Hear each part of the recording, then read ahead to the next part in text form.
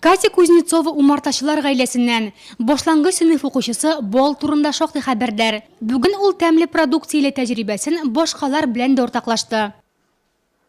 Есть несколько простых способов узнать настоящий мед от ненастоящего. Показателями качества меда это внешний вид, вкус и запах, наличие посторонних примесей и зрелость меда. Можно капнуть на салфетку каплю и посмотреть, не образовалось ли около нее влаги. Также можно проверить мед на тягучесть. Если мед течет непрерывной струей, это значит, что в мед не добавлено посторонних примесей. Катяның бол турында сөйләү юкка түгел. Ул фәнни гамәли конференциядә катнашучы. Көндәшләр көчле. Районның барлык мәктәпләреннән 80ләп яшь галим җыелган.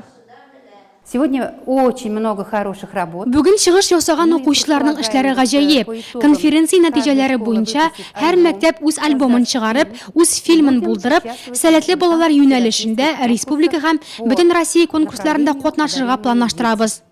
Песиләр һәм аларның төрләре, музыка уен кораллары, сөйләм телендә җибәрелгән фотолар. Укучылар 5 фәнни юнәлеш буенча ясаган ачышларын тәкъдим итте. Әлеге мәддә Ньютон сыйыклыгы дип атала.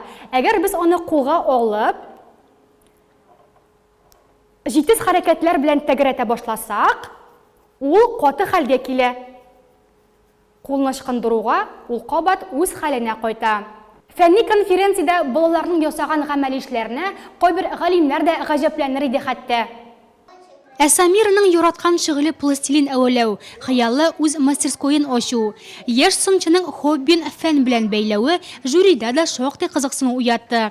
Я очень люблю лепить, и об этом узнала моя учительница и предложила участвовать в этом конкурсе. Вот моя работа, они сделаны разными способами. Я беру в руки пластилин и говорю: давай дружи. И пластилин от тепла моих ладошек согревается, и я могу сделать любую игрушку, какую захочу. Яшь галимнәр үзләрен төрле өлкәдә сынап карады. Икенче мәктәп химиклары сода һәм уксусны кушып вулкан оттырса, беренче мәктәп ботаникларның шыттырган бодайларыннан умырзая чәчәк аткан. Мы решили сделать подарок маме своими руками. Это подснежники. Для этого мы взяли пшеницу, залили водой и оставили на подоконнике на 10-12 часов.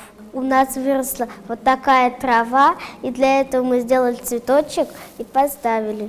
Завершающим этапом стало оформление горшочка. Его мы обернули подарочной оберточной бумагой и закрепили бантом. Цветок получился очень красивый. Это был настоящий подарок.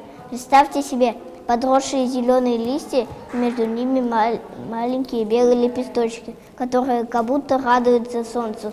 Это просто чудо. Наш подснежник расцвел.